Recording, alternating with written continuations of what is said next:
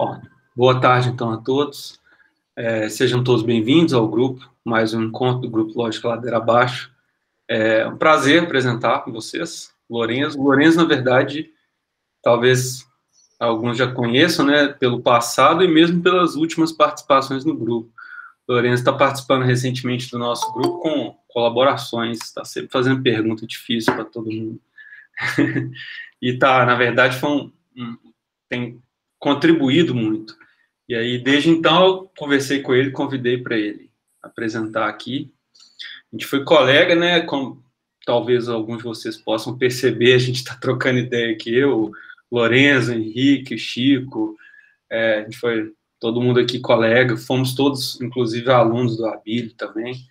A Abílio está aqui, foi orientador do Lorenzo no mestrado e é atualmente orientador dele no doutorado.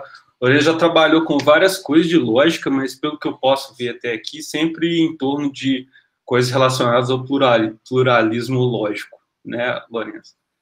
E já sei que ele já trabalhou também desde a iniciação científica com tableaus, e pelo visto, parte do que ele vai falar aqui hoje tem a ver com isso, além da LETJ, que é a lógica cujo um dos autores está presente aí também, que é o Abílio. E é isso, expectativa alta, tenho certeza que vai ser muito legal, porque o Lourenço é muito competente, né? E é isso, seja bem-vindo, Lourenço, fica inteiramente à vontade, você sabe das regras, não precisa se preocupar com nada, fica livre com relação ao tempo, à organização, à ordem das coisas, do jeito que você achar melhor. É isso aí, você pode compartilhar a sua tela aí, qualquer coisa, dá o grito que eu tô aqui, beleza? Beleza, Guilherme, prazer estar aqui, prazer de novo para vocês. Eu estou participando do grupo nas últimas semanas, acompanhando. Tem vezes que eu pergunto, tem vezes que eu prefiro não atrapalhar muito, que às vezes as perguntas podem ser muito longas. Queria primeiro agradecer a presença de todo mundo e, em especial, do pessoal que foi colega lá na época da FMG, em alguma etapa, e do Abílio também. Bom, e também eu acho que o pessoal que me conhece é só o pessoal lá da UFMG e o pessoal que já trocou ideia comigo aqui no grupo. Eu agradeço a presença de todo mundo. E, bom, o que eu vou falar hoje? Eu pretendo só uma apresentação curta. A gente nunca sabe se fica mesmo curto como a gente pretende, mas o planejamento é de uma apresentação curta. E eu quero falar com vocês de... Na verdade, o ponto central é apresentar um método de tableaus para a LetJ. Mas, para isso, eu quero dizer de onde saiu o meu interesse em LetJ, que tem a ver com o meu interesse em pluralismo lógico, e mostrar o que tem de interessante no LetJ, para mim em especial, e aí depois apresentar esse método do Tableau. Eu não vou entrar em resultados metateóricos, eu não vou expor a completude e a correção, porque apesar de eu achar isso divertido, o Abílio, tenho certeza que o Henrique e o Guilherme também gostam, o grupo é um grupo mais geral, que eu sei que deve ter até aluno da graduação, e eu sei que tem gente que não gosta tanto assim desse logiquês mais pesado de resultados metateóricos, então eu pretendo fazer algo mais introdutório, algo que fique bem acessível para todo mundo. Então, por isso, não vou entrar nesses resultados metateóricos. Bom, então vamos lá. Eu vou compartilhar minha tela aqui para a gente começar a conversar.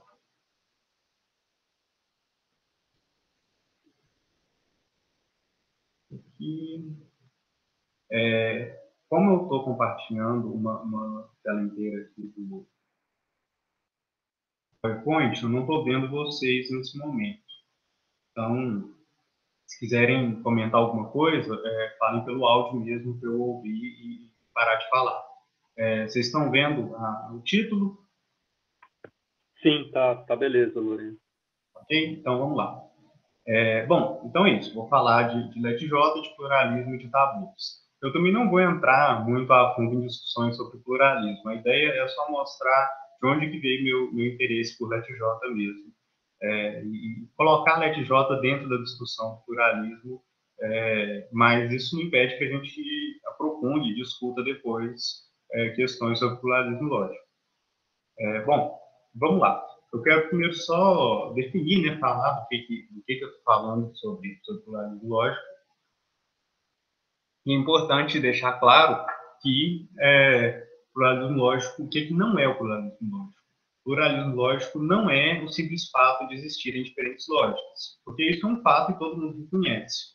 Nem de que elas sejam bem-sucedidas, isso também é um fato, é empírico. Você sabe que tem várias lógicas bem-sucedidas, você sabe que tem justificativas filosóficas para várias delas. O que o pluralismo diz é que existem mais de uma, né? Existem algumas lógicas, não precisa ser todas, mas que existe mais de uma lógica que é correta. Então, e poderia não ser assim, pode não ser assim, né? Pode ser que o pluralismo esteja errado, pode ser que só uma das lógicas esteja correta e que as outras estejam competindo com ela, mas estejam erradas. E a gente, quem endossa essas outras lógicas estaria equivocado. Isso é normal, por exemplo, quando você tem duas teorias científicas tentando descrever o mesmo fenômeno. Às vezes, em certo momento da evolução da ciência, não se sabe qual das duas é certa, alguns endossam uma, alguns endossam outras, só que só uma delas vai prevalecer depois.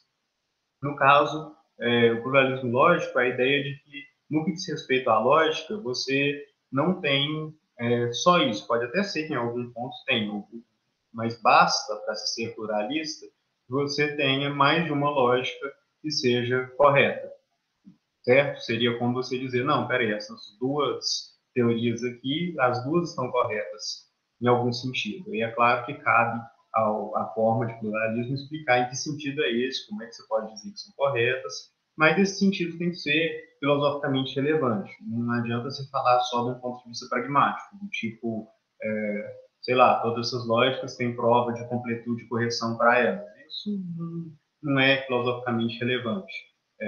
Ser aplicado pragmaticamente também não. Então, relevante seria você dar alguma justificativa filosófica para diferentes lógicas e dizer que ainda assim elas são corretas. Não há também necessariamente o compromisso com não haver uma hierarquia. Pode até haver uma hierarquia. A princípio, alguém poderia ser pluralista lógico, mas dizer que uma lógica é mais importante que as outras. Isso está tudo em aberto. Para ser pluralista lógico, basta que se diga que mais de uma lógica é correta, mais de uma lógica está certa, está justificada e em um ponto de vista relevante. Eu peguei uma definição do Cook, que é dizendo basicamente o que eu acabei de dizer. Só que ele faz uma definição geral, não só para a lógica. Ele diz que alguém é pluralista sobre um fenômeno particular X, se somente se ele pensa que existe mais de uma abordagem correta de X, e é um monista sobre X de outra forma. Monismo é o contrário do pluralismo. Por exemplo, se o sujeito acredita que a lógica clássica é a lógica correta, e que as outras, portanto, não estão corretas, têm falhas, porque elas não são a lógica clássica, então ele é um monista. Se ele pensa a mesma coisa da lógica intuicionista, ele também é um monista que endossa a lógica intuicionista. E isso vale para qualquer outra lógica. Evidentemente, né, vocês conseguem ver meu pontinho também do mouse, né? Imagina. Alguém confirma para mim? Só porque sim, né? Ok, eu pretendo usar isso. Então, evidentemente, esse fenômeno da definição pode ser o fenômeno da consequência lógica. Então, se a gente pensa que tem mais de uma abordagem correta acerca da consequência lógica, a gente é pluralista. Se a gente pensa que não, só tem uma abordagem correta acerca da consequência lógica, então a gente vai ser monista.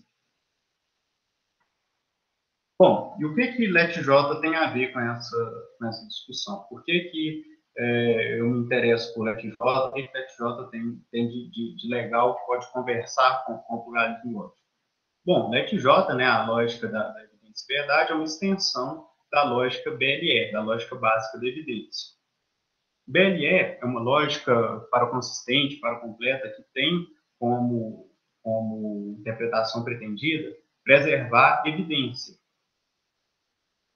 Evidência entendida como razão para crer em alguma coisa, razão para crer numa proposição. E essa evidência, ela pode ser inconclusiva. E é daí que BLE permite contradições. Por quê? Porque contradições não se dão no plano da realidade, como seria lá na lógica do twist, você tem dialetéis. Em BLE, na interpretação pretendida, o que se tem é que você pode ter evidências contraditórias sobre alguma coisa. Vamos supor um tema muito atual, o estádio do Galo, que está sendo construído em Belo Horizonte.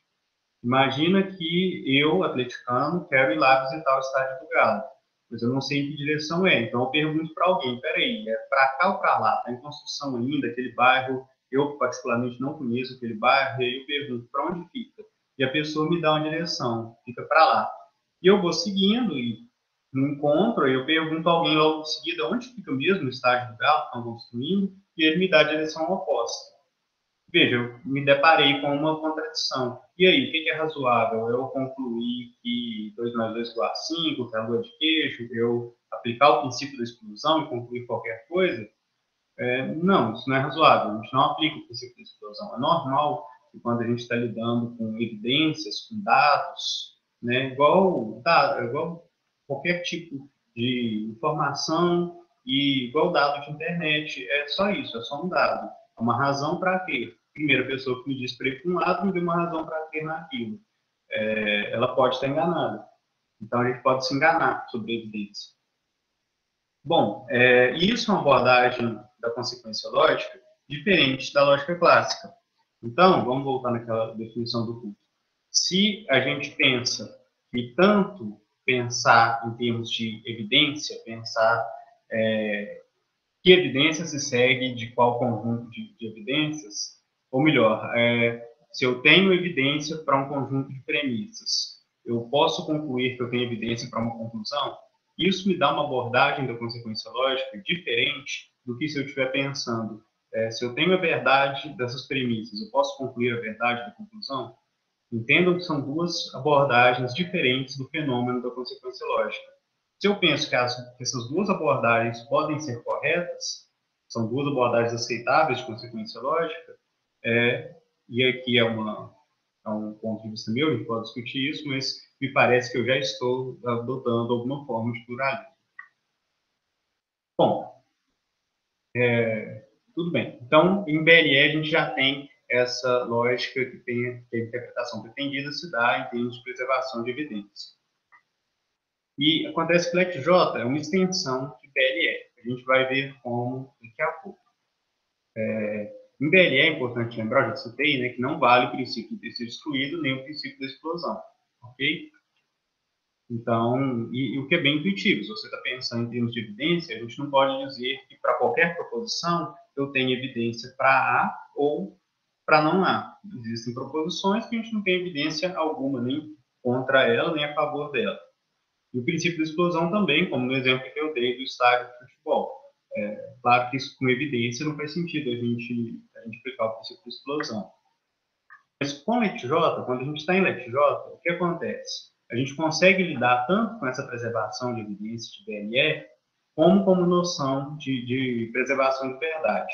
Por que a gente pode recuperar essa noção de preservação de verdade? Porque em LecJ, a gente tem a noção de classicalidade que é expressa com o símbolo bola na linguagem objeto. Como funciona isso? A gente adiciona esse símbolo bola antes de uma proposição, e quando eu digo bola A, eu estou dizendo que A se comporta classicamente. Quando isso acontece, a forma que está no escopo do bola, para ela valem as regras da lógica clássica, ou seja, a gente recupera o princípio da explosão e o princípio de ser excluído. Se eu tenho bola A, tenho A e tenho um A, aí eu posso concluir B, porque eu já sei que o A se comporta classicamente. Se eu tenho bola A e tenho que de A eu tenho B, e que de não A eu tenho B, então eu tenho B. Isso funciona porque eu já sei que, de antemão, que o A se comporta classicamente. Então, o que acontece? No LecJ, a gente consegue, então, lidar com dois contextos diferentes. Um contexto em que a gente está lidando com dados que podem ser contraditórios, como a informação de onde fica o estádio, e o contexto onde a gente já sabe de antemão que determinada forma se comporta classicamente. Então, aqui, a gente já está lidando, de certa forma, com duas lógicas, vamos dizer assim. A gente já consegue lidar com dois contextos muito distintos. E isso já tem uma cara, uma lembrança do que a gente quer dizer quando a gente é pluralista. Então, LetJ já chama atenção, por si só, de quem se interessa com pluralismo. Já parece uma forma de unir dois contextos diferentes. Só que ela é capaz de unir, falar ainda de um terceiro contexto, e que é relevante para o que a gente vai falar mais tarde, que é o seguinte. Não, aqui eu só estou repetindo. Tá, eu vou pular porque eu já falei isso, vou pular o slide. Depois eu volto naquele outro. Mas aqui, o que eu quero falar agora? Ela consegue lidar também com a questão da negação intuicionista. Então, a gente acaba tendo um terceiro contexto em que a gente pode falar em LetJ. Para isso, o que a gente faz? A gente define o absurdo, o bottom, como bola P, P e não P. Então, o que é isso? O absurdo é o quê? É o ter que o P se comporta classicamente e ter uma contradição. Isso é o absurdo. E se a gente faz isso e define o absurdo, a gente tem que a negação intuicionista não há, A implica bottom. A gente recupera a negação intuicionista. Então, a gente acaba ficando com três contextos.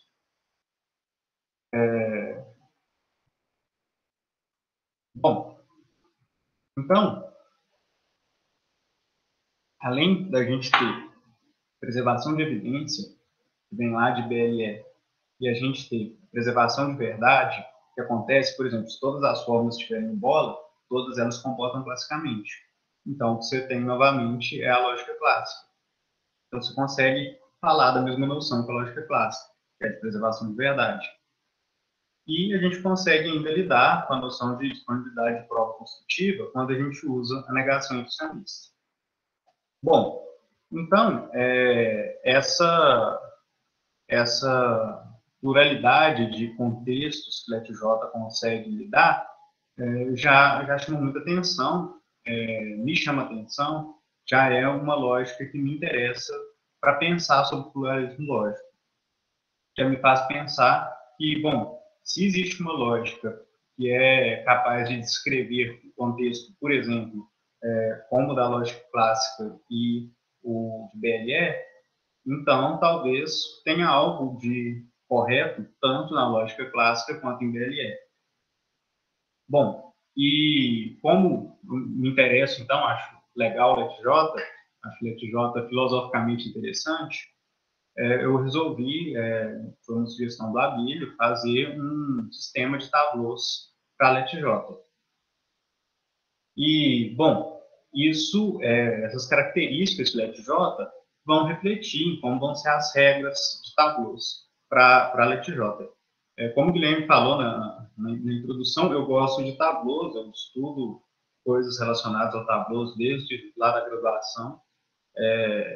Sistemas de tableaus são para mim, muito intuitivos e é bem legal de se lidar. Os resultados metateóricos, às vezes, nem tanto, às vezes é um pouco chato de provar, mas isso é normal. Agora, até mesmo encontrar métodos de tabus para determinadas lógicas é algo que eu acho divertido, é uma tarefa boa de se fazer. E aqui eu vou estar apresentando o ponto central da apresentação, que é esse método de tableaus para a lógica LetJ. Bom, como a gente fala de evidência em LetJ, como BLE, a gente tem cenários que são contraditórios, né? A gente tem cenários em que a gente pode ter evidência tanto para A como para não A, como no exemplo que eu dei de eu procurando o local onde vai ser o estádio do Galo. A gente pode receber informações conflitantes. A gente pode também ter evidência de que apenas uma das duas é verdadeira, acontece, claro, mas a gente pode não ter evidência alguma, nem a favor nem contra uma proposição. Então, todos esses cenários são possíveis. E isso é muito relevante para como vai ficar o Tableau. Isso, inclusive, vai refletir no número de regras que a gente vai ter para o Tableau. Por que isso? Porque, por exemplo, às vezes quando a gente está trabalhando em lógica clássica, a gente considera, como que a gente às vezes vai fazer no Tableau? A gente enumera todas as fórmulas do conjunto de premissas, elementos, e coloca a negação da conclusão. Aqui a gente não pode fazer isso. Por quê? Porque a presença da negação da conclusão não é a mesma coisa que a ausência da conclusão. A situação é diferente. Aqui, não ter o A não é mais a mesma coisa que ter o não A. A gente pode não ter o A e também não ter o não A. Pode não ter nenhum dos dois. Ou a gente pode ter os dois. Então, isso muda como a gente vai proceder.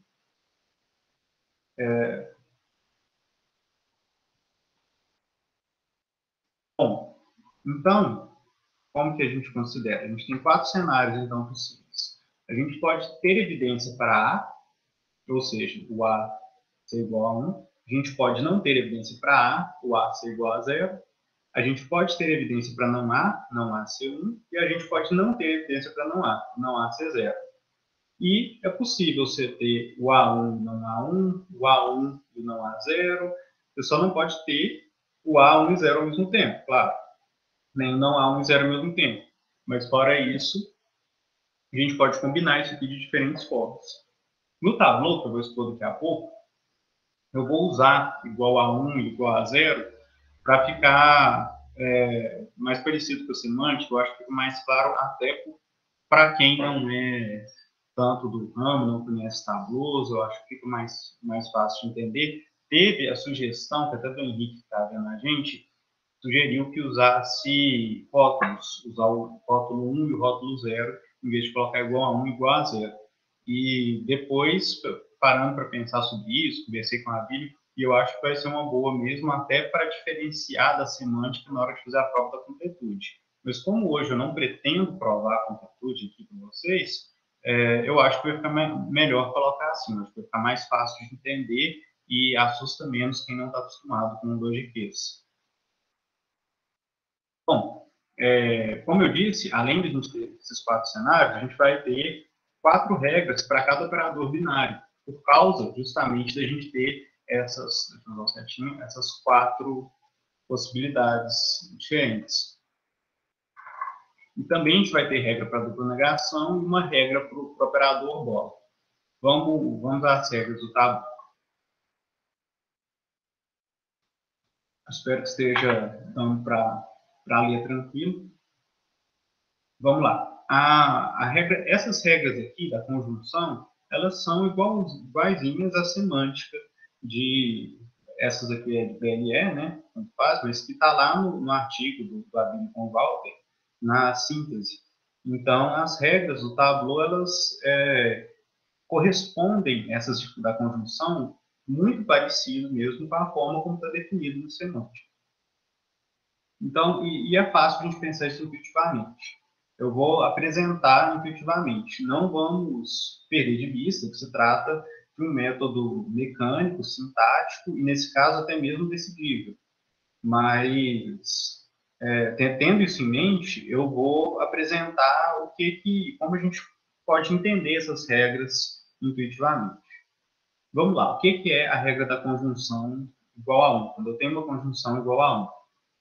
Bom, se eu tenho A e B igual a 1, o que eu estou dizendo? Estou dizendo que eu tenho evidência para A e B.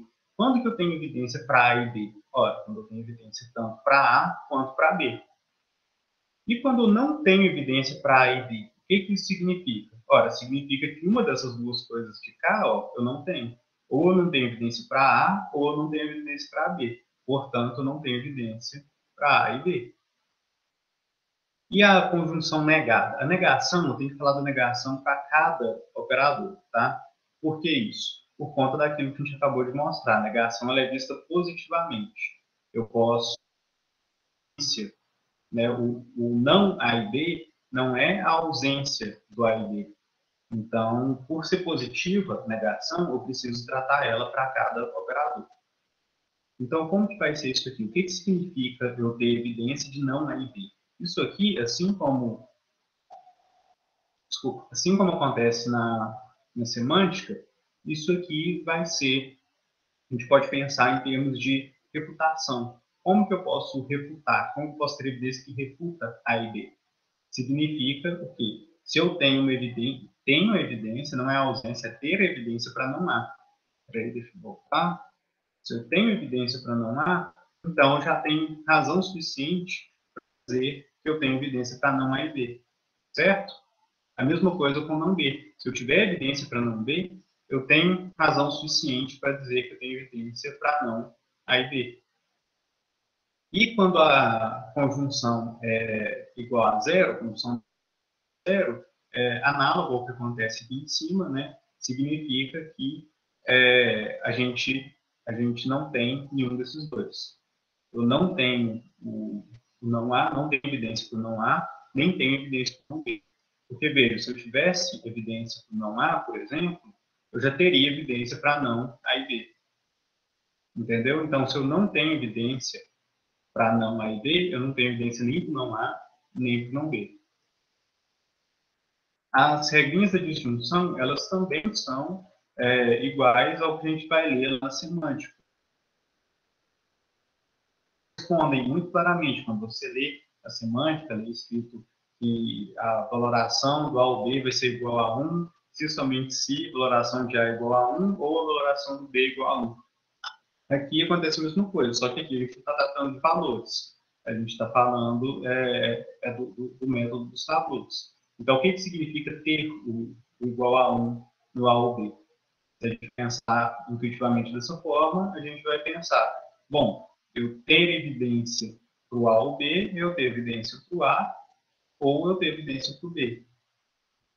E o que significa eu não ter evidência para o A ou B? Significa eu não ter evidência para nenhum dos dois. No caso da negação, novamente a gente pensa em termos de refutação. O que significa ter evidência de não A ou B? Significa que eu não tenho, que eu tenho evidência de não A, mas que eu não tenho. Que eu tenho evidência do não A e que eu tenho evidência do não B. Com isso, eu tenho evidência para não A ou B. E no caso da disjunção negada igual a zero, não A ou B igual a zero, aqui também, veja, como que eu posso dizer? Eu não tenho evidência para não A ou B. Se uma dessas duas coisas falharem, se ou eu não tenho evidência de não A, ou eu não tenho evidência de não B.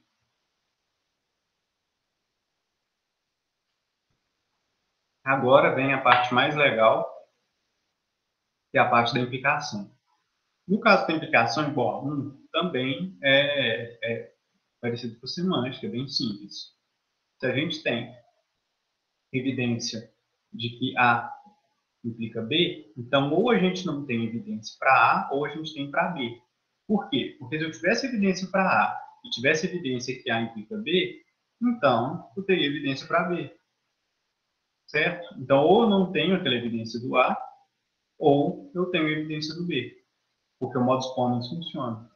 Então, só tenho essas opções, ou eu não tenho para o A, ou eu tenho para o B. Agora, o caso mais legal é esse aqui, quando a gente tem implicação igual a zero. O que acontece aqui? Essa implicação igual a zero, ela é igual à implicação que acontece nos tableaus para a lógica intuicionista. E isso foi até uma conjectura do Abílio, que ele me falou assim, tenta aí, pode ser que dê certo. Aí eu fui estudar, fui ver e tentar colocar ela, porque primeiro a gente tinha feito os tableaus para LetF, para depois fazer de LetJ. E LetF, para quem não sabe, é tipo LetJ, só que sem implicação e com a bola preta, além da bola branca. Então, depois disso, isso aqui, justamente, a implicação igual a zero, que estava agarrando, ele deu a sugestão, eu fui lá ver como funciona a lógica intuicionista e tentar adaptar, e acabou dando certo para esse caso, e é interessante também, até mesmo do ponto de vista intuitivo, que eu vou comentar com vocês agora. Primeiro, a regra, como funciona a regra? Bom, o que a gente faz quando a gente tem uma implicação igual a zero? Primeiro, eu vou só falar a regra bem arbitrária, depois eu vou explicar por quê. A gente traz a gente coloca o antecedente igual a 1, o consequente igual a 0, e a gente replica todas as fórmulas acima da barra que tinham igual a 1. Parece que um C igual a 1, ele iria aparecer aqui embaixo, C igual a 1. A gente passa ele para baixo da barra. Bom, agora o que é isso? A gente pode chamar de estágios ou localidades tudo que vem antes da barra, entre duas barras ou depois da última barra. A gente vai para outro estágio ou para outra localidade. Se alguém tiver uma sugestão de qual dessas duas barras, eu aceito para eu pensar sobre, porque eu ainda não me decidi. Bom, então, o que acontece aqui? Acontece o seguinte: o que significa evidência de A implica B, do ponto de vista intuitivo? Significa que até onde a gente sabe, nesse estágio que a gente se encontra, eu vou usar estágio porque eu acho que vai ficar mais intuitivo aqui. Nesse estágio que a gente se encontra, até onde a gente sabe, eu poderia ter evidência do A e não ter do B, certo? Pensem bem, se eu não tenho evidência de que o A me leva para o B, eu poderia ter evidência para o A e mesmo assim não ter do B. Então, é isso que essa barra faz. Ela quer dizer que é possível no estágio onde eu tivesse evidência para o A e não tivesse para o B. Isso, inclusive, é muito parecido com o resultado intuitivo, né? Interpretação intuitiva que acontece na lógica intuicionista. E da mesma forma que na lógica intuicionista, a gente pensa que a gente pode provar coisas novas nesse estágio posterior, mas não perde as coisas antigas. Aqui, o que acontece é que a gente pode ganhar evidências novas, então a gente não carrega fórmulas que são igual a zero. Por exemplo, se aqui tivesse um D igual a zero, ele não seria carregado. Por quê? Porque no estágio posterior a gente pode ganhar evidência para o D e D ser igual a 1, mas a gente não perde as evidências que a gente já tinha. Então, se a gente tivesse aquele C igual a 1, a gente replica ele para as evidências que a gente tinha, vão continuar valendo, certo? Então, essa que é a ideia. E isso é uma ideia mesmo, presente em BLS, a ideia de que os dados que a gente tem, a gente armazena, como se fosse um banco de dados. Então, a gente carrega esses dados para o futuro, os dados positivos. A ausência não é carregada para o futuro, porque pode vir a ser presença. Mas os dados positivos, seja de A ou de não A, ou de não B, não C, não D, E, F, tudo isso, se for igual a 1, a gente carrega para depois da barra. Só para terminar as regras, essas aqui já não são mais tão legais, tão diferentes. Essas aqui também estão bem parecidas com vocês. Quem já leu o paper lá na síntese vai reconhecer que é bem parecido. Quem não leu e se quiser ler depois vai perceber que está bem parecida às regras para a implicação negada igual a 1 ou igual a 0. O que significa eu ter evidência de não A implica B? Ou seja, eu ter uma evidência contrária a A implica B. O que significa isso? Significa que eu tenho evidência para A e que eu tenho evidência de não B. Ok? E o que significa eu não ter essa evidência de não A implica B? Bom, significa que uma dessas duas coisas não é o caso. Eu não tenho evidência para A ou eu não tenho evidência para não B. Terminando as regras, a da dupla negação, ela é sem graça, ela é igualzinho também na semântica. Se eu tenho evidência de não há, então eu tenho evidência para A. Se eu não tenho evidência para não há, então eu não tenho evidência para A. Porque a dupla negação vale em BLE e em LETJ. Então, por isso que a gente precisa dessas duas regras. E não tem nada de mais interessante nelas. Agora, na regra do bola, ela é um pouco mais interessante. Vamos lá. O bola, ele representa a classicalidade. Então, quando eu tenho que bola A igual a 1, ou seja, intuitivamente eu estou dizendo que A se comporta classicamente, o que isso significa? Essa aqui eu até demorei um pouquinho, eu quebrei um pouquinho de cabeça até eu conseguir bolar essa ideia para o bola A. Porque o que significa isso? O que significa dizer que o A se comporta classicamente? Ora, agora parece até óbvio. Significa dizer que para o A, ou ele é verdadeiro e a negação dele é falsa, ou ele é falso e a negação dele é verdadeira. Aqui a gente está usando um e zero porque a gente não está falando só de verdade, né? Eu falei agora de verdade porque eu estou dizendo do que significaria o mar clássico. Então, é isso que ocorre aqui. Se eu tenho que o bola A é igual a 1, ou seja, se eu tenho que o A se comporta classicamente, bom, o A se comportar classicamente é justamente isso. Que ou eu tenho o A igual a 1 e não A igual a 0, ou eu tenho não A igual a 1 e o A igual a 0. É justamente isso que significa ele se comportar classicamente. E, bom, isso aqui também é legal, eu vou mostrar mais na frente nos exemplos, é que como a gente coloca essa regra, a gente não precisa se preocupar com a cláusula de fechamento do Tableau, onde a gente tivesse, por exemplo, bola A igual a 1, A igual a 1, não A igual a 1.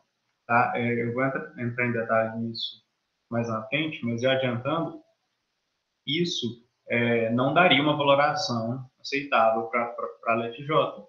Mas aqui, quando a gente fizer o Tableau, ele sempre vai fechar. Porque se eu queria poder riscar, aqui não dá para riscar. Mas se eu tivesse aqui bola A igual a 1, se aqui em cima eu tivesse A igual a 1 e não A igual a 1, reparem que dos dois lados eu iria fechar. Eu iria ter A igual a 1 e A igual a 0, ou não A igual a 1 e não A igual a 0. Isso vai ficar mais claro ali na frente. Esse slide aqui é só texto, mas eu já apresentei, eu vou pular. Tá, agora só definindo isso aqui antes da gente ir para os exemplos, porque eu creio ter falado no comecinho, mas eu falei muito por alto. Então vamos lá. O estágio, eu já tinha comentado com vocês, né? Tudo que está antes daquela barra horizontal é um estágio, tudo que está entre duas é um estágio, e tudo que está depois da última é um estágio. E como que funciona esse método? A gente viu as regras, mas como que a gente faz? Bom, se a gente quer provar que uma fórmula A se segue de um conjunto de premissas gama, como que a gente faz?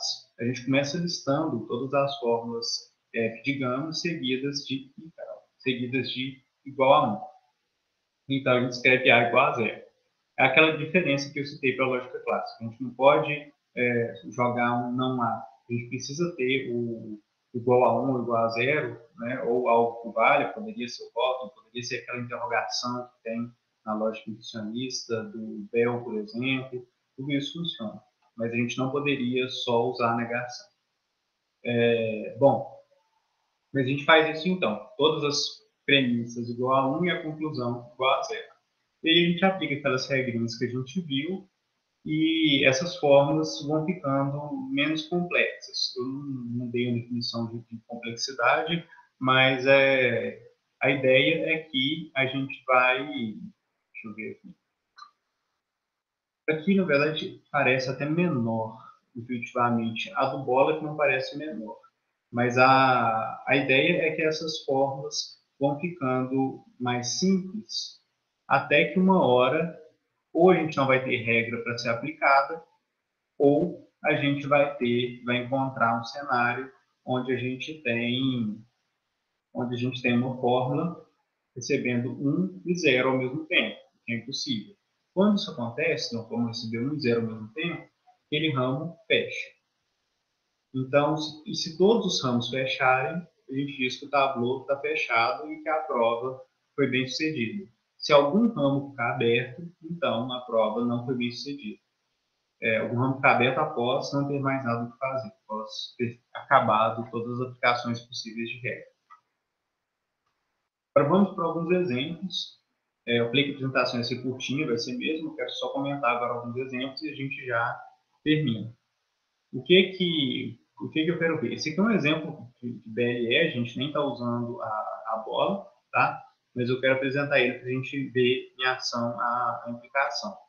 Vamos lá. Se eu tenho que A ou A implica B recebe 0, o que significa? Uma disjunção receber 0. Se a gente pensar em termos de evidência, vou pensar efetivamente. O que a gente está pensando? Eu não tenho evidência para A ou A implica B. Ou seja, eu não tenho evidência para A e eu não tenho evidência para A implica B. Ou, se vocês preferirem só ver as regras, a gente só volta aqui na regra da disjunção recebendo 0. Bom, mas aí a gente chegou nessa situação. A gente tem uma implicação recebendo 0. Aquela situação diferente. O que significa, vou falar efetivamente de novo, o que significa a gente não ter evidência para A implica B? Significa que nesse estágio aqui, até onde se sabe, é possível que no estágio posterior, depois da barra, a gente tenha evidência para A e mesmo assim não tem evidência para B. Bom, só que aí a gente chegou numa parte do tablô em que a gente não tem mais regra nenhuma para se aplicar. Esse A igual a zero, a gente não replica para baixo da barra porque ele é uma ausência. E como eu tinha comentado, a ausência de evidências não é carregada para estágio posterior. O que é carregado é a presença. Então, o tablô termina sem fechar, o que significa que essa forma aqui não é uma fórmula válida em BLE nem em FJ. Agora, essa aqui vale. Por que essa aqui vale? Vamos lá. Se a gente tem A implica B, implica A, igual a zero. Só um parêntese, aqui no caso, a gente não tem premissas, tá? Por isso que eu estou pondo só, como se fosse só a conclusão, a gente está apenas que é um teorema. Bom, o que significa dizer que ela é igual a zero? Significa que até onde se sabia que é possível um estágio posterior em que a gente tivesse evidência para A, mas não tivesse evidência para B implicar A. Bom, mas aqui novamente, a gente tem uma implicação igual a zero. Então, significa que é possível um estágio posterior onde tem evidência para B, mas não tem evidência para A. Ora, mas esse A igual a 1 aqui, essa evidência, ela não pode se perder. Se nesse estágio aqui eu já tinha evidência para A, eu tenho que replicar ela para cá. Ora, mas então a gente tem um fechamento do tablô. A não pode receber 0 e 1 ao mesmo tempo, o tablô se fecha, o que significa que a prova foi bem sucedida. E por fim, agora uma grandona, espero que dê para ver na tela de vocês, a gente tem o A e não A implica B, usando o não da lógica inducionista que a gente definiu lá atrás. Para a gente ver uma aplicação de como funciona essa negação inducionista que a gente definiu. Bom, se eu tenho, então, essa implicação igual a zero, significa que é possível um estágio em que a gente tem um antecedente recebendo 1 e o consequente recebendo 0.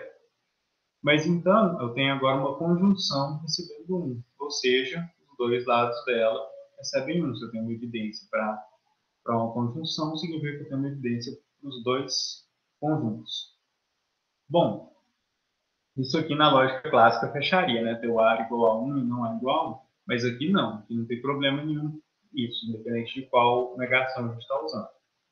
Mas essa negação que a gente está usando, que é a negação que a gente definiu como A implica bottom, a negação inducionista, então a gente tem isso, A implica bottom, é a mesma coisa. Viu? A 6 e a 7 é só para deixar claro o que significa a 6.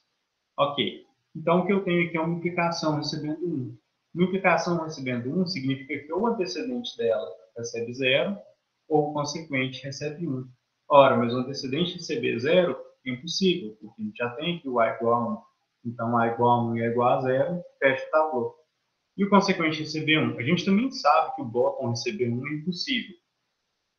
Mas a gente não quer colocar como cláusula de fechamento do tablô e se aparecer um bottom igual a 1, ele fecha. A gente não precisa colocar isso. Por quê? Porque a gente definiu o bottom como o quê? Como bola A e não A. Ok? Então, bottom igual a 1 é dizer que isso aqui tudo é igual a 1. Ora, mas uma conjunção igual a 1 significa que os dois conjuntos dela é igual a 1. Novamente, uma conjunção igual a 1, os dois conjuntos é igual a 1. Bom, então o que a gente faz agora? A gente aplica a regra da bola branca igual a 1. E aí o que a gente tem? A gente tem que ou A igual a 1 e não A é igual a 0, ou não A igual a 1 e A igual a 0. Mas nos dois casos o tablô fecha. Do lado de cá, fecha o não A igual a 0 com o não A igual a 1. E do lado de cá, fecha o A igual a 0 com o A igual a 1. Então, dos dois lados, a gente fecha o tabu inteiro, a prova foi bem sucedida, o que significa que o princípio da explosão é recuperado para a negação intuicionista. Ok? Bom, era isso que deixa eu ver se eu consigo voltar para a minha cara aqui. Bom, era isso que eu queria apresentar, esses exemplos que eu queria ver, para a gente ver como funciona esse método de tablôs e como funciona essa questão tanto da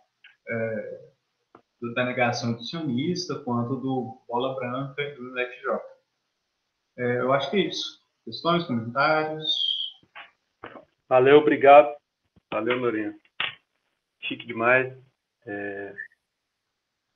Então, vamos abrir o espaço agora. Quem quiser levantar a mão ou abrir o microfone e falar, simplesmente, fica à vontade. Alô? Oi, Lourenço. Boa tarde. Olá, boa tarde a todos. Boa tarde. Sou aqui da UFMG também, graduando. E eu queria fazer só uma pergunta rápida a respeito da LetJ. Eu ainda não peguei para ler o paper do Abílio lá na síntese, não. Mas eu queria saber se na LetJ funciona a lei de Morgan, que você tem a negação, em parênteses, A e B, e você tem assim como consequente ou como resultado de inferência, negação de A e negação de B. Você consegue trocar o conectivo O pelo conectivo E, com a negação. É válida? Eu queria fazer isso com um tableau, pensando em como que eu posso fazer isso e ficar visível. Espera aí, deixa eu ver.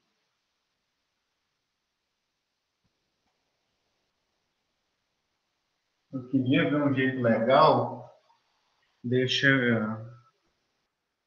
eu ver se eu consigo aqui. Só um minutinho, eu queria arrumar alguma forma que desse para ver, porque é legal justamente, já que a gente apresentou o método, a gente poder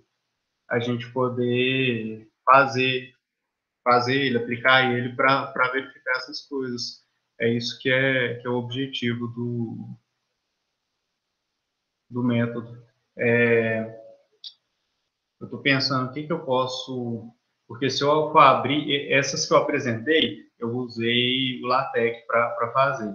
E copiei só a imagem e colei. Se eu vou fazer no LaTeX, talvez eu demorar mais. Eu não sei se eu faço à mão. Deixa eu ver se eu consigo fazer de um jeito bonito à mão. E aí eu mostro na... Pior que minha câmera é horrível, mas vamos tentar. Eu acho que talvez funcione.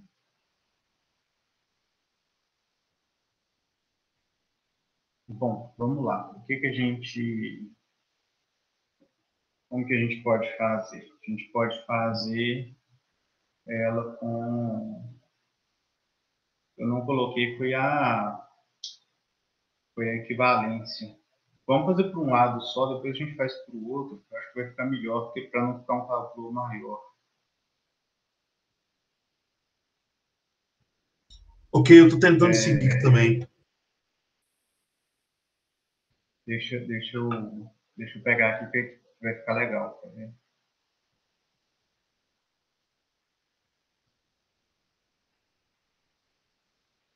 Então, só um minutinho, porque eu acho que isso é uma coisa divertida da gente apresentar.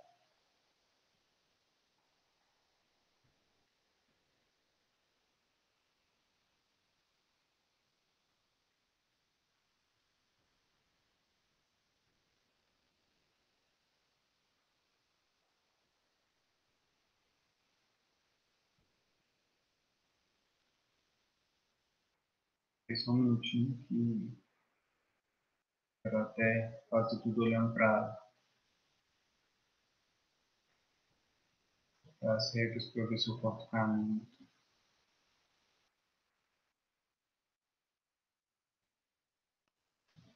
Depois eu vou pedir também via e-mail os slides para eu olhar com mais calma as regras. Sim, sim. Qualquer coisa eu até mando para o Guilherme, para ele mandar para todo mundo.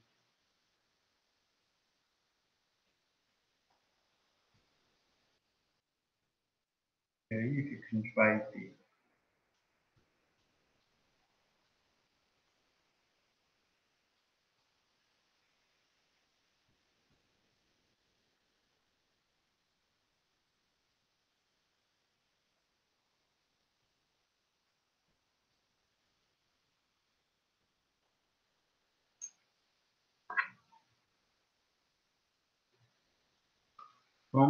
Deixa eu fazer um teste aqui.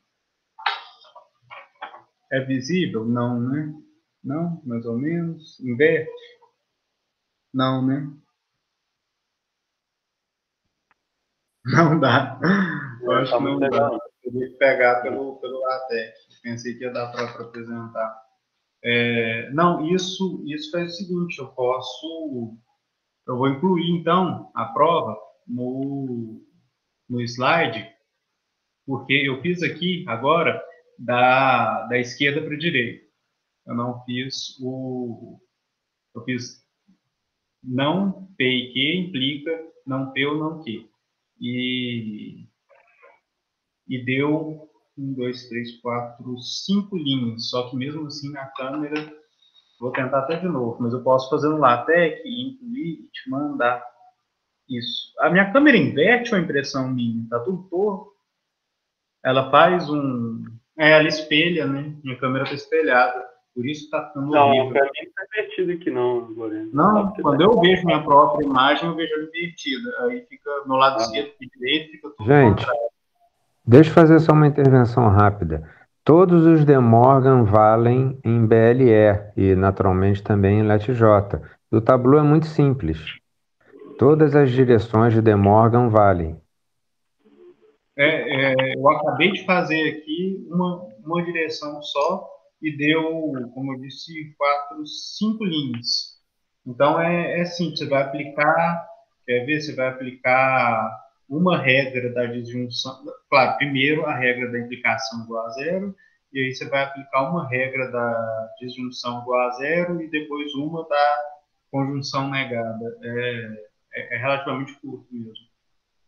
Só que eu não fiz as outras ainda aqui. Qualquer coisa a gente pode incluir também no slide ou colocar a prova bonitinha em LaTeX para não ficar esse papel feio que não dá para ver direito. Beleza. Ô Lourenço, deixa eu te perguntar outra coisa, cara.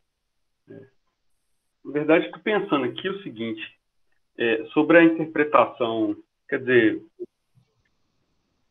do jeito que você apresentou as regras da condicional, do Tableau, eu fiquei pensando se se a intuição de preservação de evidência é tão clara assim, sabe? Então, por exemplo, no caso, duas perguntas pontuais, quer dizer, a primeira é o seguinte, se você também concorda, isso é uma coisa que eu acho que faz sentido, que preservação de evidência, em alguma medida, tem que preservar, é um tratamento pelo menos parcialmente relevante. Preservação de evidência inclui algum grau de relevância. Essa é uma primeira pergunta pontual. E a segunda é se, por exemplo, se você acha que, dado que uma fórmula A, se a gente não tem evidência para A, se é compatível com a intuição de preservação de evidência dizer que A implica B, que a gente tem evidência para A implica B. Se a gente não tem evidência para A, faz sentido falar que a gente tem evidência para A implica B, quer dizer, eu não sei se eu entendo totalmente essa intuição ou se eu discordo. E para complementar a minha pergunta, eu queria que você me falasse assim, o que significaria, por exemplo, uma fórmula que recebe zero em todas as interpretações? Tá. Bom, primeiro, vou começar do começo, porque essa última eu acho que é mais difícil, eu tenho que parar para pensar. Eu não sei se preserva relevância ou não, justamente por conta da segunda parte que você falou, que é quando você tem o A igual a zero, você já tem a implicação. Inclusive, uma das coisas que a gente provou aqui, um dos exemplos que eu mostrei, é o quê? Que vale o A implica, B implica A. Então, quer dizer, eu não sei se isso seria preservar, se teria alguma coisa a ver com relevância, né? Me parece que não, me parece que tem uma diferença aí, apesar de ser paraconsistente, não tem... Não, veja, o tratamento que você está dando para condicional certamente não é relevante. A minha dúvida é se não deveria ser para capturar a intuição de preservação de evidência. Porque, pelo menos para mim, intuitivamente, parece que preservar a evidência deveria implicar preservar. Deveria dar um tratamento, pelo menos parcialmente relevante. Por exemplos desse tipo que eu falei. Se não tem evidência para A, de onde que vem evidência para A implica B? Aí eu acho que é uma interpretação da condicional mesmo. Eu estou conjecturando, mas eu acho que a questão é o que significa a implicação do ponto de vista da evidência. Me parece que o que significa implicação do ponto de vista da evidência é o quê? O que me leva a implica B significa o quê? Se eu tiver uma evidência para A, eu vou ter uma para B. Para mim, essa seria a leitura. Se eu tiver uma evidência para A, eu vou ter uma evidência para B. Eu não sei se isso necessariamente deveria ser relevante. Talvez possa não ser. Quer dizer, se eu tiver uma evidência para A, eu devo ter para B. Mas e se eu não tiver para A? Continua podendo ser o caso, que se eu tiver evidência para A, eu vou ter para B. Só por acaso eu não tenho evidência alguma para A. Sim, não, beleza. Mas, por exemplo, conectando com essa última coisa que eu falei, assim, eu não sei se tem alguma coisa que recebe zero em todas as interpretações, uma coisa para a qual a gente nunca tem evidência. Mas se tiver alguma coisa desse tipo, ela vai implicar qualquer coisa. Não vai. Por quê, Abi? Veja, olha só, bottom. Ah, não, desculpa. Vai, claro. Bottom implica qualquer coisa em let J, mas é o bottom definido como bola A, aí não há, exatamente. O bottom definido como bola A e não há implica qualquer coisa.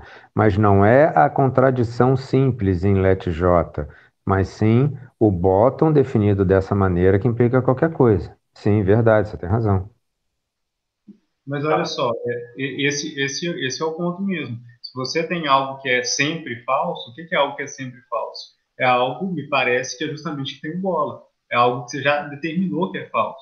É como se fosse o bottom. E aí o bottom realmente pode seguir qualquer coisa. Agora, você ter só por exemplo, uma contradição simples, né? Você tem evidência para P e você tem evidência contra P, daí não faz sentido você seguir qualquer coisa, porque é só dados contraditórios. E dados contraditórios não faz sentido você explodir. Eu acho que o NetJ até que captura essa sua intuição com o bola. Tá. Não, beleza. Vou pensar com calma. Mas... só mais um detalhe ainda sobre a condicional, para fechar essas perguntas sobre condicional. Eu acho que eu fiz aqui, acho que valida contração, né? A implica B. Se A implica que A implica B, então A implica B. Valida. Eu acho que Valida. Quer dizer, aí isso pode ser uma coisa ruim se você tiver, por exemplo, com a intenção de usar esse tipo de condicional para contexto onde possa reconstruir paradoxo de Curry, essas coisas, né? Porque daí aí explode. Pode ser que não. Você pode falar assim, tô nem aí, né? Não, assim, valida contração, isso é um problema. Por que é um problema? Por exemplo, paradoxo de Curry, você poderia dizer, tô nem aí, não tem que lidar com essas coisas, não. Tudo bem, mas... Eu falo assim, problema de paradoxo é com o Guilherme. Ele quer Olha, eu só queria verificar mesmo, assim, Não, parece válido mesmo. Assim, a meu ver, eu diria assim, essa condicional pode ser boa para um monte de coisa, mas para essas outras que eu estou apresentando aqui, tratamento de casos de relevância, paradoxo, etc., eu diria que, a minha opinião, que não é um bom condicional, tá? Por essas razões. Embora talvez você possa conseguir me convencer, eu não sei totalmente até agora, mas pode conseguir me convencer de que preserva que captura a intuição mesmo de preservar a evidência, por causa desses casos que a Bit falou. E eu acho que esse é o ponto mesmo. Acho que a ideia é capturar essa noção de preservação de evidência, e se for bem sucedida nisso, ela cumpre a interpretação pretendida, ela dá certo, funciona. Agora, claro que para tratar outros problemas pode não funcionar. E quer dizer, a lógica clássica também não funciona para tratar esses problemas, e nem por isso a gente geralmente não fala que a lógica clássica é ruim por causa disso. A gente entende que tem seus méritos. Posso fazer uma observação aqui, Guilherme? Claro, Abílio, por favor. Olha só, veja, a primeira interpretação intuitiva que eu tenho notícia da BLE, porque veja, a BLE foi o nome que a gente deu ao fragmento de LET-J, mas a BLE, você sabe disso, ela é equivalente a N4. A primeira interpretação intuitiva que eu conheço de N4 é com uma lógica da informação, com uma lógica para processamento de informação. E essa interpretação de N4, ela foi sugerida pelo Vansen, pela tese de doutorado do Vansen, que foi publicada, é um livro, tá? Que ele estuda N4, ele estuda N4 bottom, que aliás o Lorenzo não mencionou, mas a N4 bottom também é um fragmento de LET-J. Esse é outro resultado interessante de LET-J. LET-J tem a N4-BLE, tem a LET-J propriamente, que recupera a lógica clássica, tem a lógica intuicionista como um fragmento e tem a N4-Bottom como um fragmento. Logo, tem também tableaus para essas coisas todas. Bom, então é isso agora. De fato, a N4 nunca foi concebida para, por exemplo, lidar com os paradoxos. Mas a N4 sem a implicação é a FDE. A N4 sem implicação, se você tira a implicação de N4, desculpa, se você tira a implicação de BLE, você tem a lógica de 4 valores do Bell-Napidan, que como você sabe, estava naquele paper, né, que a gente trabalhou, não tem implicação, não tem modos ponens, logo todas aquelas A implicar, implica B, implicar, implica B, nada disso vale, e ela... na verdade, esse resultado está em algum lugar que eu não sei exatamente onde, mas claramente a lógica de 4 valores do Bell-Napidan bloqueia tanto o mentiroso quanto o paradoxo de Curry. Né? Quer dizer, veja, não é muito difícil transformar a BLE numa lógica satisfatória para o problema dos paradoxos, é só tirar a implicação. Muito embora só tirar a implicação, né? É uma coisa um pouco irônica, né? Porque é como, não, só tirar a implicação. Pô, mas tirou a implicação, perdeu o modo expones e tal. Mas, de fato, dá para, né? Tem mais... Não. A minha impressão é que, assim, alguma condicional poderia ocupar esse lugar, certo? Porque, obviamente, o que foi equivalente à FDE parece ser satisfatório para lidar com esse problema. O problema está justamente o que não é tão satisfatório assim, é a condicional. Então, a expectativa é de uma condicional que preenche o lugar. Entendi. Não, veja, a condicional de BLE, tá? A ideia da condicional de BLE é o seguinte: se você tem evidência para B, ela não é uma condicional relevante, tá? Não é relevante. Então, se você tem evidência para B, você tem evidência que A implica B. Você pode ler evidência e informação. Se você tem informação que B, você tem informação que A implica B. Se você tem a informação que A e que B, você também tem, naturalmente, que você já tinha a informação que B. Se você tem informação que A e não tem a informação que B, então ela falha. Então, na falha. Se os dois são zero, se você não tem nenhuma das duas, aí, como eu entendo, tá? É o seguinte, você não tem nenhuma das duas, mas se for possível você adquirir a informação que A é o caso, sem ter simultaneamente a informação que B é o caso, então, quando os dois são zero, vai ser zero também. Se não, vai acompanhar a clássica, senão vai acompanhar a clássica que se os dois forem zero, você vai ter um. A ideia, porque veja, o que difere da clássica, na verdade, é a mesma coisa para intuicionista, tá? A implicação intuicionista funciona do mesmo jeito. O que difere da clássica é que na circunstância que os dois são zero, ela é indeterminada. Ela pode ser um, como é a clássica, ou pode ser zero. E qual é a circunstância que pode ser zero?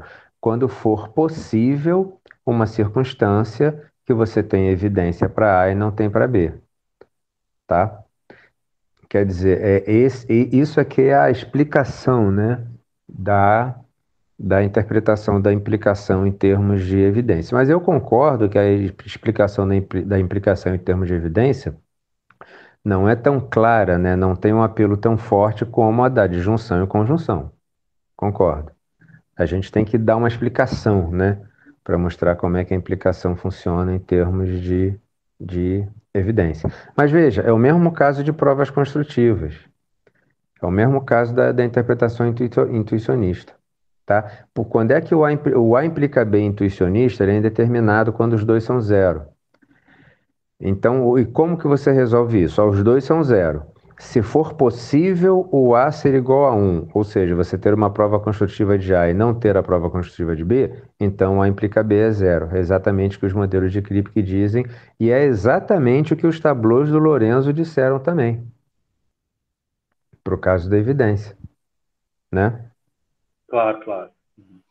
Esse é o ponto que eu ia até comentar. Aquela barra que a gente faz no Tableau quando tem a implicação igual a zero, é justamente isso, uma forma de testar se é possível você ter um antecedente igual a 1 e consequente igual a zero. O Tableau replica essa ideia, essa intuição. Legal. Obrigado, gente. Alguém mais Ô, quer Lourenço, falar? só uma pergunta rápida. O funcionamento daquela barra na implicação, quando a gente pega o modelo de Kripke, por exemplo, pela LTJ, ele funciona como, a impressão que eu tenho, ele funciona como incorporando a cláusula de persistência, porque a gente traz todos os valores 1 para o próximo estágio, e ao mesmo tempo incorpora o critério de avaliação no condicional, não é isso? Quer dizer, a regra embute, parece que ela embute ali a persistência dos valores ao permitir passar de valor 1 todos para baixo, não é isso? Quer dizer, uma dúvida, assim. É isso mesmo. É isso mesmo. E isso que é legal, né? Essa relação que tem com a semântica. Parece que está realmente espelhando, né? Tá. O que você não carrega, o que não persiste, é o igual a zero, que é a ausência, né? Tá. E vem cá, a prova que você fez foi para a semântica de valorações? Foi para a semântica de Kripke, para as duas? A prova de completude, perdão. Correção de Não, completude. não foi para a semântica de Kripke, não. Ah, tá. Tá. E a prova, eu tô mexendo nela, na verdade, porque é igual a sugestão mesmo que você deu de usar o rótulo nos tabus, eu estou usando e eu acho que isso dá mais clareza para a prova da completude também, para não confundir o igual a 1 do Tableau com o valor semântico 1. Aí eu mudei isso e estou refazendo a prova, tinha uns detalhes que precisava melhorar ou pelo menos ficar mais claro, então eu estou mexendo nisso, mas depois eu te mando também, Legal. à medida que estou mexendo. Bacana. Bem bacana. Obrigado.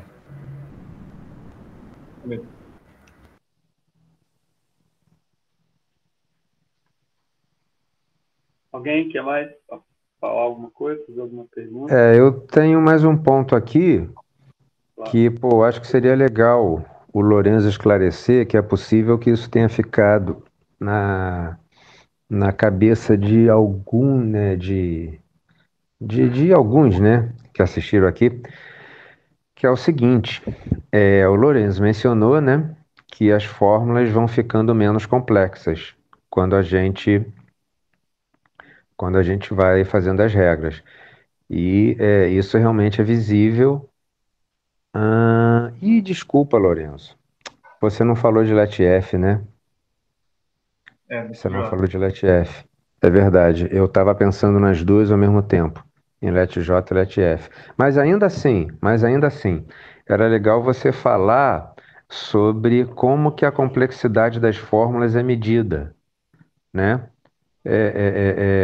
Falar sobre a função que dá a complexidade das fórmulas para justificar, por exemplo, a regra da bola branca, que a bola branca dá origem a duas outras fórmulas. Uhum, tá. Deixa eu até dar uma olhada aqui, porque isso, o Abílio comentou que está falando de LETF, é porque isso eu tinha feito para LETF e para LETJ ainda não. Mas deixa eu até conferir como que eu fiz, porque creio eu que esse ponto nem vai ser muito diferente, não, em LETF e em LETJ. Olha só, o que que a gente faz? A gente faz o seguinte: para uma fórmula atômica, a complexidade dela é igual a zero. Para a negação de uma fórmula atômica, a complexidade também é igual a zero. Agora, se a fórmula não for atômica, a negação dela, a complexidade da negação dela vai ser igual à complexidade dela mais um. E se a fórmula for uma conjunção, uma disjunção, ou, creio eu, provavelmente, acho que não vai dar nenhum problema, uma implicação também, ou seja, essa definição vai ser igual para LETJ e para LETF, a complexidade da fórmula vai ser igual. Vamos supor que você tem A implica B. Você vai ter a complexidade de A mais a complexidade de B mais 1. A mesma coisa para A e B, se você quer calcular a complexidade de A e B. Complexidade de A mais a complexidade de B mais 1. E no caso da bola branca A, você já vai fazer que a complexidade de bola branca A, por exemplo, vai ser a complexidade de A mais 2. Você soma 2 em vez de somar 1. Por quê? Porque quando a gente for lá na regra da implicação, não, na regra da bola branca, o que que a gente tem? A gente tem que bola branca A igual a 1, a gente tem tanto A igual a 1 quanto não A igual a 0. Ou, do outro lado, não A igual a 1 e A igual a 0. Veja, se a negação soma 1 na complexidade de A, se bola branca também somasse 1, bola branca A e não A teria a mesma complexidade. Ou seja, a aplicação da regra do bola branca igual a 1 não resultaria em uma fórmula de complexidade menor, resultaria em uma fórmula de complexidade igual, porque o bola branca A e o não A teriam a mesma complexidade. Então, a gente define a complexidade de bola branca como somando 2, porque aí sim ela vai resultar em fórmulas de complexidade menor. E aí você pode dizer que toda aplicação de regra sempre resulta em fórmula de complexidade menor. Ficou claro? Quando você falou dos conectivos aí, você falou, vai ser, no caso, por exemplo, a disjunção, a conjunção, a condicional, vai ser a complexidade de A mais a complexidade de B mais 1. Não seria a complexidade da mais complexa mais 1, não? Eu tenho que pensar sobre isso, na verdade. Isso eu encontrei em outros papers de LFIs que eu vi fazendo sim, somando a complexidade dos dois. Mas eu também já vi desse jeito que você falou, por exemplo, não sei se lógica clássica, em algum lugar eu já vi falando isso. Tem que pensar sobre isso, porque isso pode dar diferença, por exemplo, para fazer uma prova da completude explícita, né? Não sei se é isso que eu estou pensando.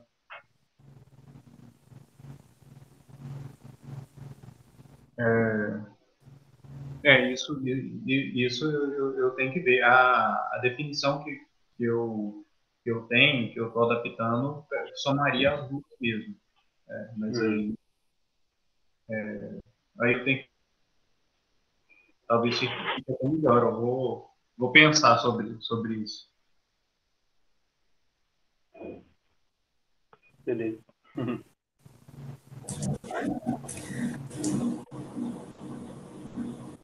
Vou fazer uma pergunta. Boa tarde a todos. Né? Lourenço, é mais uma pergunta mesmo.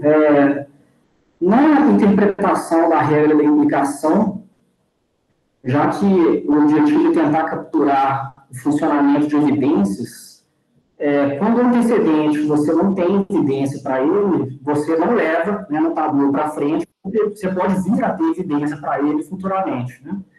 Agora, será que a não evidência ela não pode funcionar, e aí, principalmente, integrada ao longo do tempo, como uma evidência negativa? Não sei, por exemplo, né?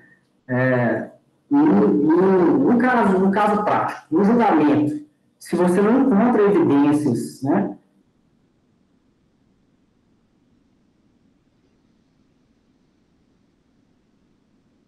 Acabou.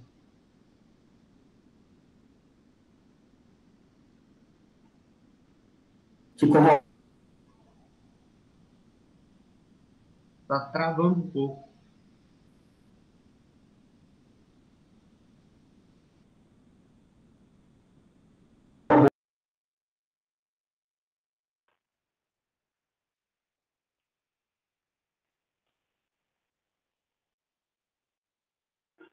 Travou um pouquinho, Lourenço. Também perdi uma parte da pergunta do Lucas.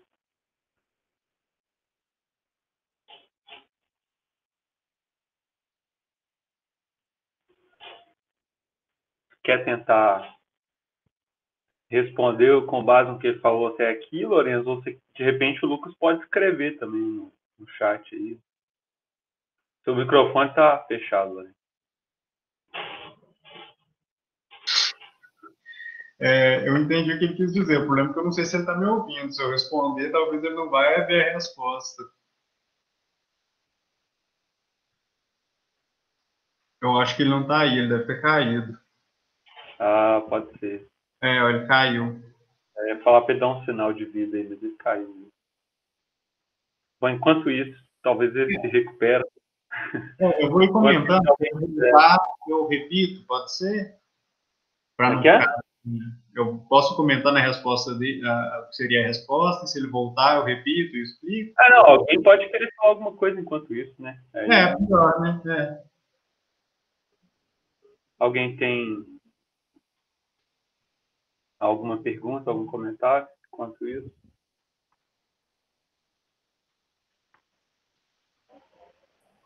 Aí voltou.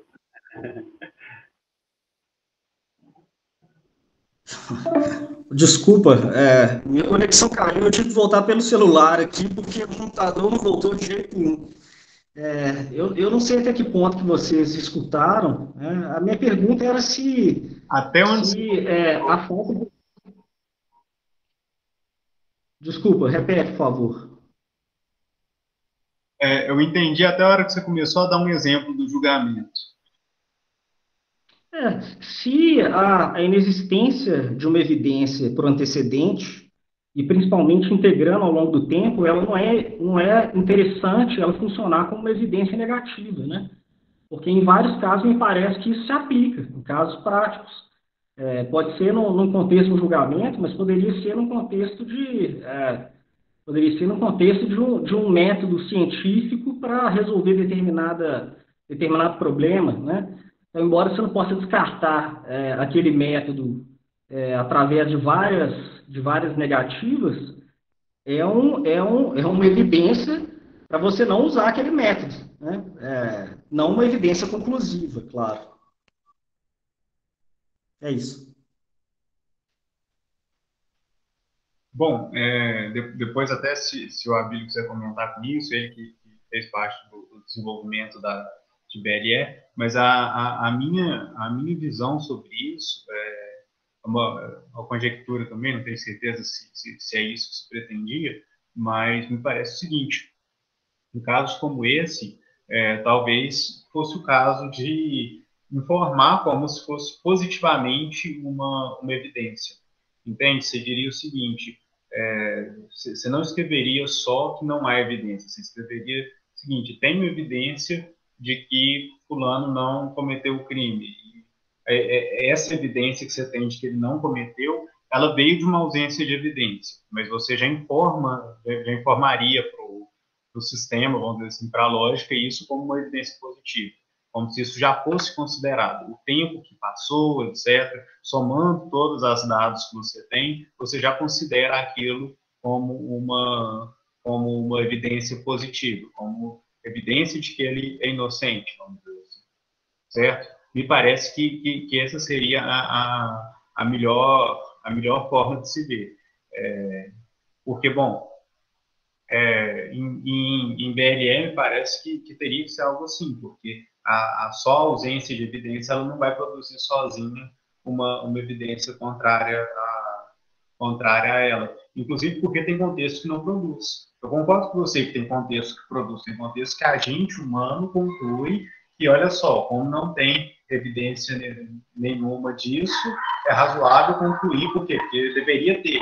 Supõe, olha, se existisse, se ele tivesse feito algo teria acontecido. Não aconteceu, a gente conclui isso. Mas em outros casos, não. Em outros casos, ausência de evidência só porque não tem dado nenhum sobre isso mesmo, e não é esperado que tivesse, né? Tanto, por exemplo, a gente não tem evidência de que tem, sei lá, não, pensar em exemplos ao vivo. Eu não vou dar exemplo ao vivo, não, senão vou dar algum exemplo bem ruim. Mas a questão é que muitas vezes não era esperado mesmo que essa evidência fosse produzir alguma coisa, se existisse. Então, muitas vezes, a ausência de evidência não se pode concluir nada a partir dela.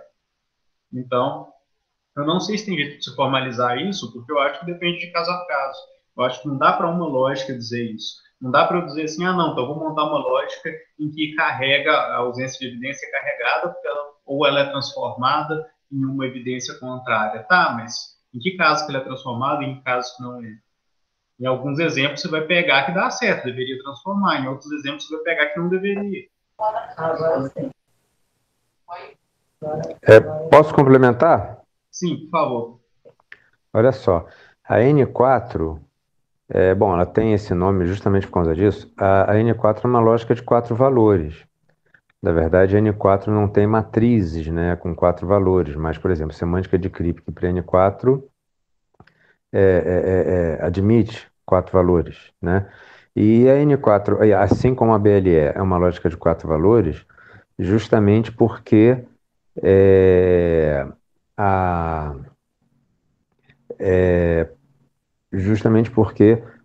a evidência positiva, ou a informação positiva, né?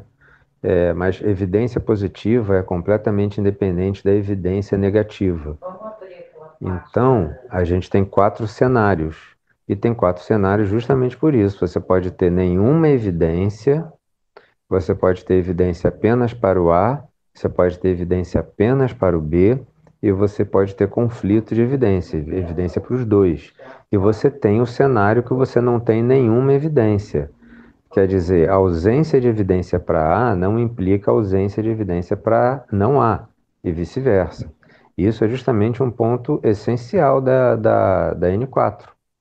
Né? Isso é exatamente um ponto essencial. E veja, não é que seja impossível você fazer uma interpretação em termos de evidência, considerando, né, que a ausência de evidência é evidência para o outro lado. Bastaria você introduzir o terceiro excluído. Se você acrescenta o terceiro excluído na lógica BLE, então você teria que examinar em detalhe, né, como é que essa lógica funcionaria. Isso nunca foi feito. Mas se você acrescenta o terceiro excluído em BLE, então você vai ter uma concepção de evidência que a ausência de evidência de A leva para a evidência para não A, e a ausência de evidência de não A leva para a evidência de A. Isso não é impossível fazer. Mas aí tem que ter uma noção de evidência coerente com essa ideia, né, que a evidência, que a ausência de evidência é evidência contrária. Ou seja, isso não é impossível fazer, mas a lógica que o Lorenzo mostrou aí, que é a LETJ, ou seja, o fragmento da lógica que é o que o Lorenzo mostrou, de fato não tem essa propriedade.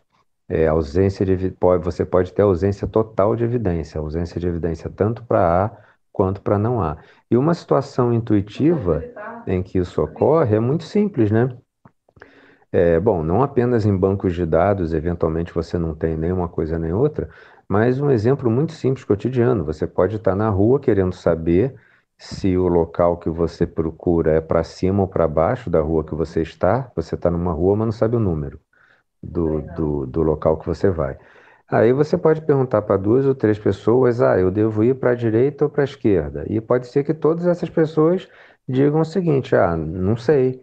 Não sei se você tem que ir para a direita ou para a esquerda, ou se tem que subir ou descer a rua.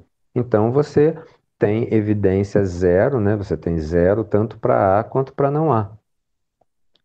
Tá? Quer dizer, bom, a N4BLE é assim. O que não significa que obrigatoriamente você tenha que ter uma lógica da evidência, dependendo da noção de evidência que você definir, caracterizar que tem essa propriedade. Mas BLE tem essa propriedade. Eu queria fazer um comentário também sobre isso. É que o Lucas estava pensando em questões intuitivas, assim, e pensando em alguns exemplos em que é razoável você concluir a evidência da negação a partir da ausência da evidência. Mas esse exemplo mesmo do Abílio é um exemplo em que isso não é razoável. Você perguntou para várias pessoas, nenhuma sabe onde fica, não faz sentido você concluir que não é nem para cima nem para baixo.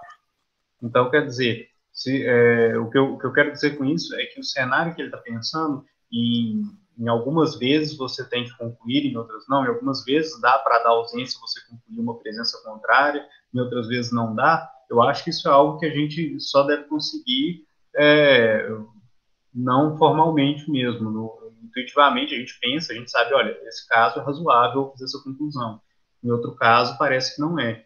Eu acho que você fazer uma lógica que distinga os dois casos não dá porque é muito, muito critério. Eu acho que nem dá. Se alguém conseguir, vai ser muito legal, mas eu acho que nem dá porque é muito critério. Só se você fizesse alguma coisa, talvez, probabilístico, não sei, porque me parece que a gente usa muito critério intuitivo nesses casos. Por exemplo, nesse exemplo que o Fabílio deu, certamente a gente não conclui a evidência contrária a partir da ausência de evidência. No exemplo que o Lucas deu, eu acho que é razoável, sim, a gente concluir intuitivamente que, por exemplo, um sujeito é inocente porque não tem evidência nenhuma contra isso, né, essa ausência de evidência. Então, eu acho que existem, sim, esses cenários, mas eu não acho que fazer esse tipo de distinção seja algo razoável de se fazer no sistema. Então, eu acho difícil, pelo menos. Muito difícil. Só mais uma observação. Não, eu tinha pensado em algo também mais ou menos na linha que você falou, talvez usando teorias probabilísticas, né? Cálculo bayesiano, por exemplo, né? Mas não sei, isso foi só um devaneio aqui mesmo, né? Mas obrigado, respondeu a pergunta. Aí talvez até dê, tem que ver. Complicado, difícil. Mas talvez usando probabilidade deve fazer alguma coisa nesse sentido.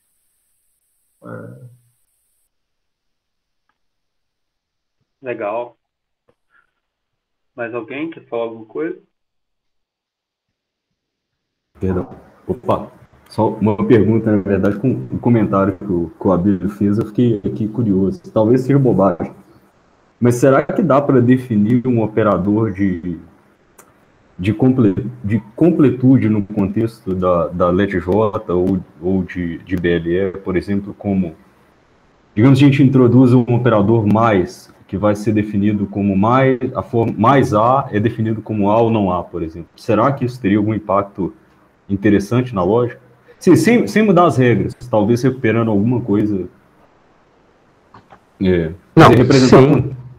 Representar contextos informacionalmente completos. Já fiz isso, eu acho, não? Sim, na verdade isso foi feito não com LetJ, mas Tá. isso foi feito naquele paper com Marcelo, que aquele paper com Marcelo a gente trabalhou apenas extensões de MBC, né?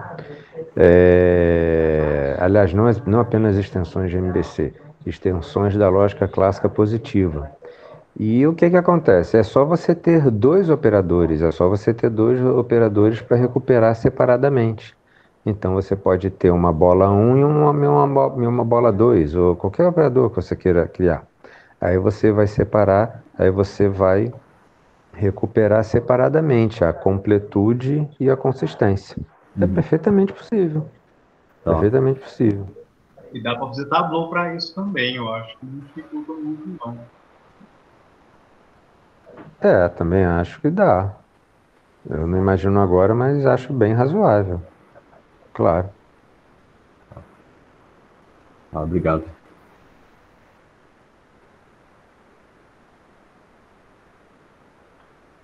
Legal.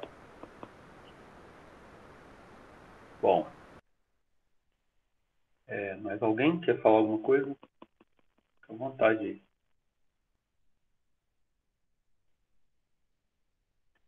Ok. Bom, se não, então, vou agradecer mais uma vez, Lourenço. Excelente apresentação. Apresentou um novo brinquedo aí. Tem gente até pedindo slides para brincar com ele depois. Foi ótimo, muito legal mesmo. Vou desligar aqui a gravação. Valeu, gente.